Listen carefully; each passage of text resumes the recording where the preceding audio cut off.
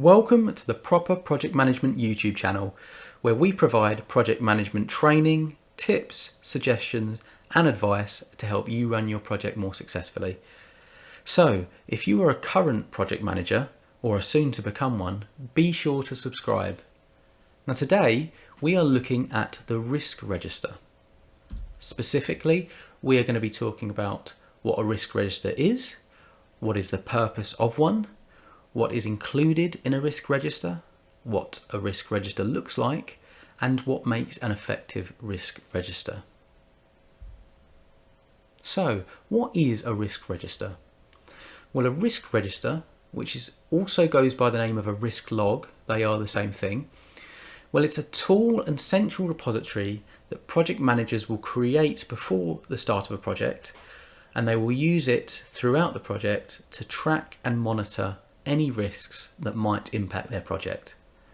And it allows the project manager to plan and strategize any potential problems or setbacks that arise on that project, and put in an effective risk management strategy in response to them. So the purpose of a risk register. So the purpose behind a risk register is to identify, log and track any of the project risks.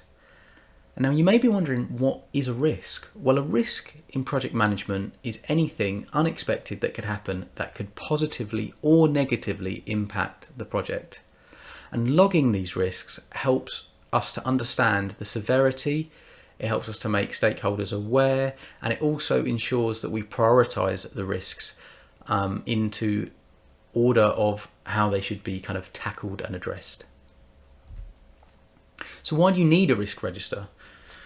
Well, as projects get larger or longer or even more complex, it typically becomes increasingly more difficult to manage. And if risks are not tracked in a central location, and if they're not reviewed regularly, they can develop, they can get worse, or they can have a larger impact. Now, some risks may seem negligible or unlikely to occur, but they have the potential to impact a project or even have a knock-on effect. So effective risk management strategy is all about identifying possible problems, hopefully before they arise, and to plan the response and approach to them. And by tracking and entering risks into a risk register, project managers can monitor them over time and see how they progress. So what are some examples of risks? Well, I've included 4 different types of risks below. So we have a data breach where, say, a software is hacked and materials are stolen. It could be something like a catastrophic event, maybe a fire or flooding, a storm, or just excess damage to the building that impacts operations. It could be a service outage, or it could be something like a supplier going into liquidation or ceasing trading altogether. So who creates and manages the risk register? Who would put those into that register that we've just looked at there?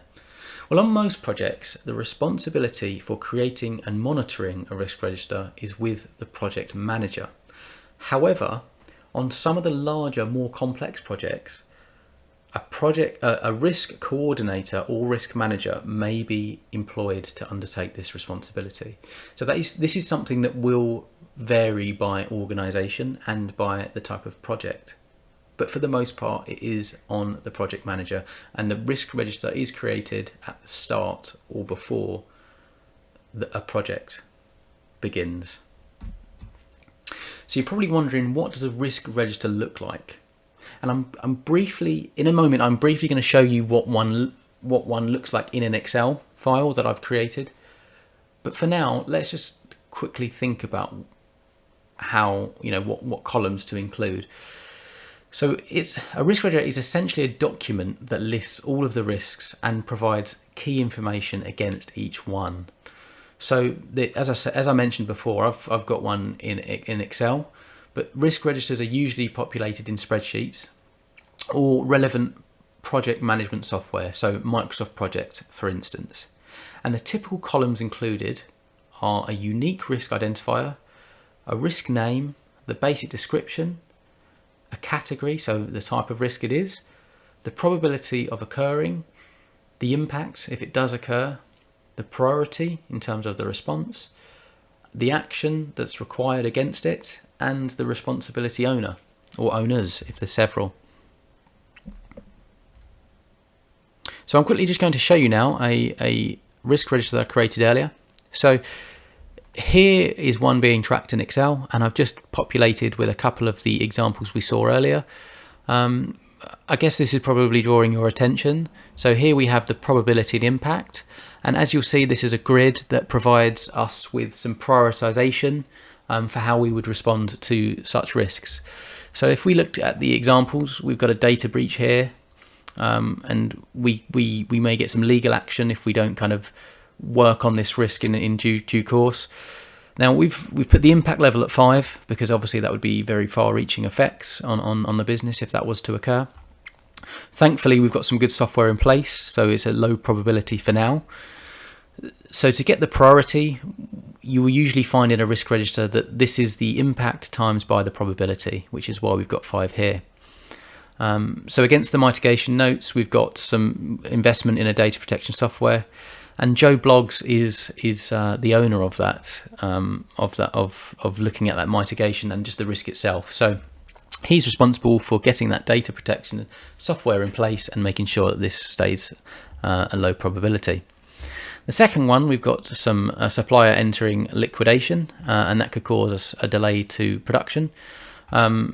The impact level is 4 in this instance, and the probability is 4. So we could probably assume that we've heard some announcement that the supplier is struggling, or they're projected to enter liquidation. So we've got a high probability, and this is why we've got a higher priority in this instance. So 4 times 4 is 16, and that gives us that priority level. So the mitigation notes by Josephine Bloggs is that they're going to look into alternative suppliers to make sure that this doesn't become, massively impactful to the business and cause serious problems. But this is what a risk register looks like. We've got the level here on the key as well, just to see what the impact and probability can kind of range from 1 to 5. So this is an example of risk register. It's quite simple. Sometimes they're slightly more complex, but this is generally what they kind of show.